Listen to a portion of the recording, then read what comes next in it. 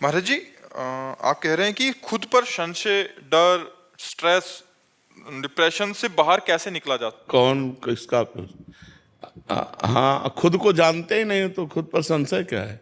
खुद को जानते हो क्या? खुद को जान जाओ तो सब समस्याएं ही खत्म हो जाएं। आप भगवान के स्वरूप हैं। आप विमुख होकर के अपने को मनुष्य शरीर में आसक्त कर लिए हैं।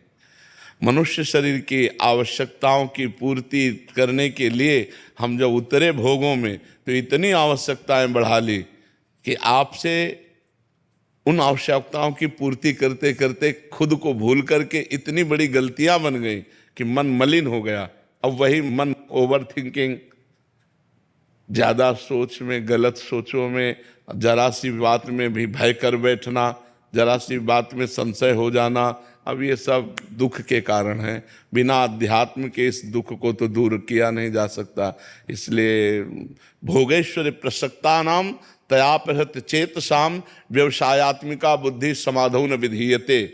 जो भोग और ऐश्वर्य में रत बुद्धि है, जिनका चित्त अपहृत हो गया है भोगों में, वो भगवान की तरफ चलना ही नहीं चाहते, भगवत प्राप्ति करना ही नहीं चाहते, तो उनको सुख कहाँ से मिले, शांति कहाँ से मिले? जितना भोग भोग लिए हो, किसी में शांति मिली क्या?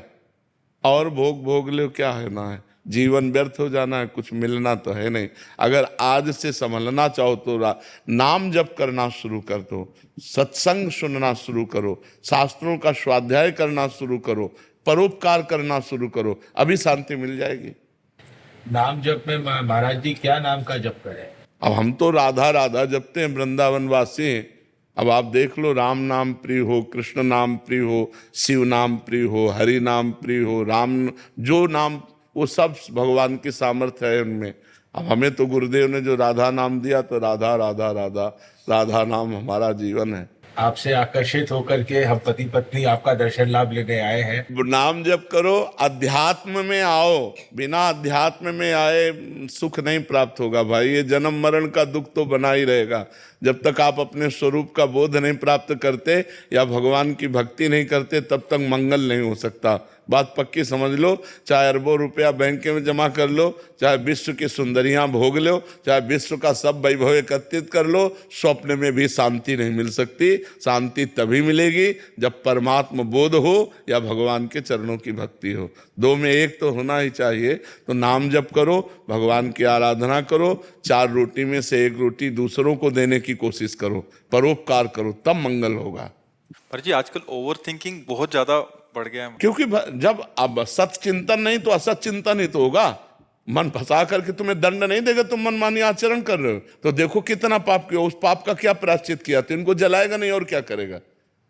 इन्होंने कोई तपस्या की, कोई साधना की, कोई तीर्थयाटन किया, कोई धर्म कार्य किया, कोई भजन किया, लेकिन मनमानी आचरण सब होते रहे, सबसे हो रहे हैं, सबसे हो रहे हैं। हम कह रहे हैं ईमानदारी से इसी जन्म के अगर आप अपने पापों का चिंतन करें और उनका दंड मिले तो आप सोचो कितना भारी दंड मिलेगा। एक गलती खुल जाती है ना, एक गलती तो आजीवन कारावास मिलता है। और न जाने कितने हमसे पाप ऐसे हुए, तो क्या वो कर्म हमको दंड नहीं देंगे? वो कर्म दंड देंगे, क्योंकि उन कर्म के विनाश के लिए आपने कोई साधना की, कोई अनुष्ठान किया, कोई भजन किया, कोई तो साधन भजन किया नहीं। इसलिए आप शुरू कर दो नाम जप करना। महाराज जी इतना ज्यादा चिंता बढ़ जाता है कि व्यर्थ का चिंतन। महाराज जी कल एक मिले थे, वो कह रहे थे कि अभी कुछ नहीं करते, कह रहे मैं बहुत बड़ी कंपनी खोलूंगा, फिर उसमें करोड़ों रुपए आएंगे, अगर 1 करोड़ रुपया भी बैंक में जमा हो गया तो उसका 70,000 ब्याज आएगा और 1 महीने से बहुत बढ़िया होगा।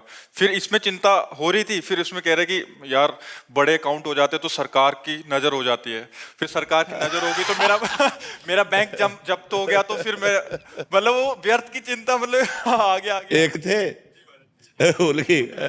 ओली की जैसे कत्ल है, उनका एक भैंस लाऊंगा, उसका दूध निकालूंगा, फिर उसका घी बनाऊंगा, और जब घड़ा घी का भर जाएगा तो उसे बाजार में बेचूंगा, और बाजार में बेचूंगा तो ऐसे कई घड़े हो जाएंगे, और ऐसे कई घड़े जब बाजार में घी का बेचूंगा तो खूब रुपया मिलेगा, और जब रुपया मिलेगा तो दुल्हन बढ़िया मिलेगी, दुल्हन मिलेगी तो 3-4 बच्चे होंगे, और जब बच्चे होंगे हमारा कार नहीं मानेंगे तो हम कहेंगे अब कार नहीं मानते। इतने में वो उनका तो उनके घी का घड़ा रखा था, वो भी फूट गया, अब बच्चे भी नहीं, पतली भी नहीं, और डिस्टर्ब। उसी में टेंशन हो गया कि बैंक जब्त भी हो गया महाराज जी। ये मनोराज्य है, इसी में तो सबको फंसा है, संसार को यही मनोराज्य ही तो फंसा है। इसी से हटा करके भगवान के चिंतन में लगाना चाहिए, भगवान का नाम जप करना चाहिए। नाम जप नहीं करोगे तो इसी में फंसा है, इतना बैंक बैलेंस हो गया, और इतना हो जाए तो इतना हो जाए, ऐसा हो जाए वैसे,